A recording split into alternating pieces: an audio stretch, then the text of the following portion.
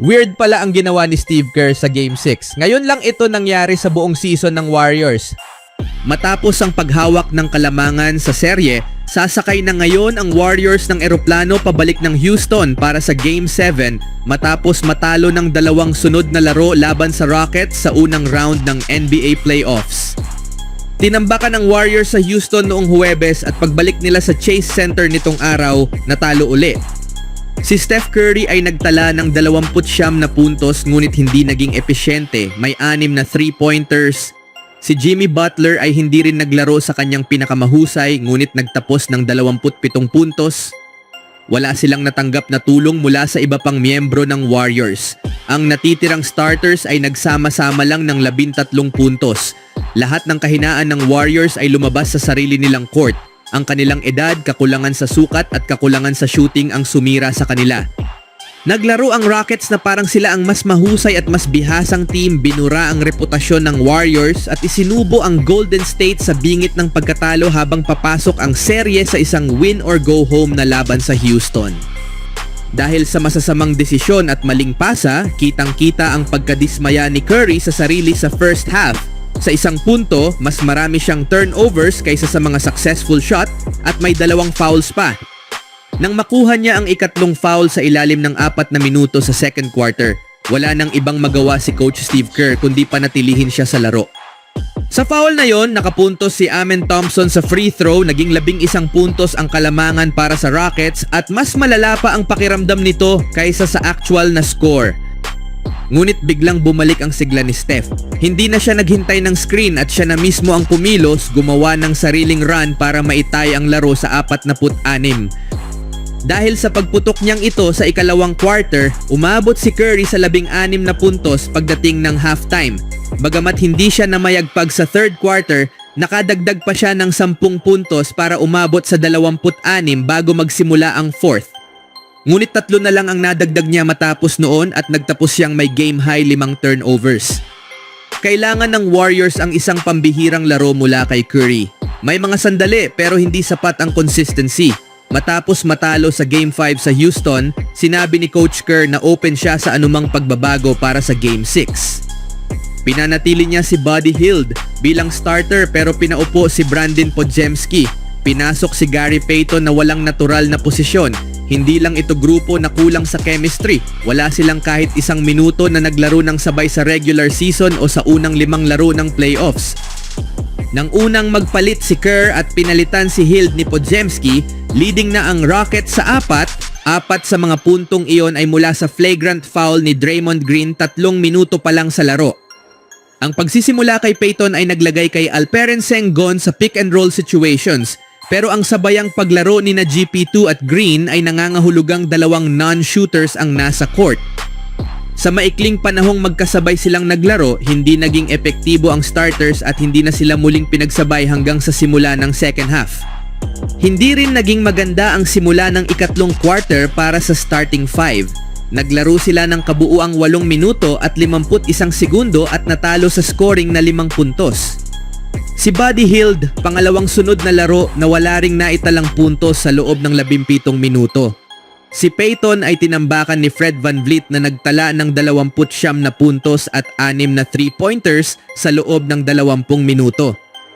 Ang pinakamalaking lead ng Golden State ay 2 puntos. Nang pumasok ang 3-pointer ni Moses Moody, may 3.5 minuto na lang sa first quarter. Mula noon, tila mas mahusay na ang Rockets sa lahat ng aspeto. Tuwing nakakakuha ng momentum ang Warriors, may sagot agad ang Houston. Nang makabawi ang Warriors sa ikalawang quarter, agad itong sinagot ng Rockets. Sa tuwing nakakakuha ng momentum ang Warriors, may mabilis na tugon ang Rockets na nagpatuloy hanggang sa huling quarter kung saan nakakuha rin ng pagkakataon ang Warriors matapos ang isang flagrant 1 foul kay Alperen Sengun. Tulad ng buong serye, hindi mabasag ng Warriors ang haba at athleticism ng zone defense ng Rockets. Ang pinaka-epektibong opensa nila ay sa fast breaks, pero hindi rin iyon maaasahan. Kahit na may 17 fast break points na mas marami at 3 3-pointers na mas marami ang Warriors, halos lahat ng iba pang importanteng kategorya ay napanalunan ng Rockets. Para bang lahat ng long rebounds at 50-50 balls ay napunta sa Rockets na siyang sumira sa enerhiya ng home crowd. Sina Stephen Curry at Butler ay nagtala ng kabuuang 48 puntos hanggang third quarter. Ang natitirang Warriors ay may 36 na puntos lamang. Sa kabuuan, nagtala ng 56 na puntos sina Curry at Butler habang ang kanilang mga kakampi ay 51 lang. Tulad ng ibang fans ng Dub Nation, umaasa rin ang anak ni Steph Curry na si Cannon na matatalo ng Warriors ang Houston Rockets nitong araw sa Chase Center. Ngunit matapos ang pagkatalo ng kanyang ama sa Game 6, hindi naging palausap si Cannon. Nang kausapin siya ni Steph, isinubsob ni Cannon ang kanyang ulo sa dibdib ng kanyang inang si Ayesha habang pinapanood sila ng kanyang lola na si Sonia na may pangunawang ngiti. Naglaro si Curry ng 42 minuto sa matinding laban, nagtala ng 29 na puntos sa 23 shooting mula sa field at 6 sa 9 na shooting mula sa 3-point line, 16 na mula sa 3-point range, may 7 rebounds, 2 assists at 5 turnovers. Maaaring tumagal bago muling sumaya si Cannon matapos makita ang pagkatalo ng kanyang ama at ng team na hinayaang makaabot sa Game 7 ang serye matapos mamuno nung una.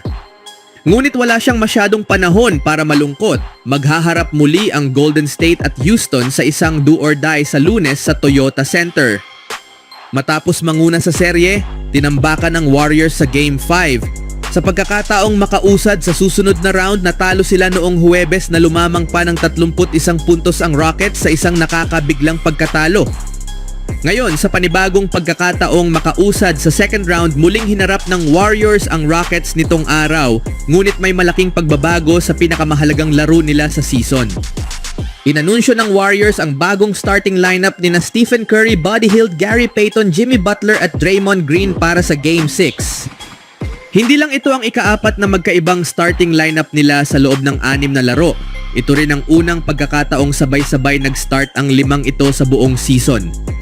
Si Brandon Podziemski ay nagsimula sa lahat ng 5 laro sa playoffs, ngunit nailagay siya sa bench para sa mahalagang laro nitong araw.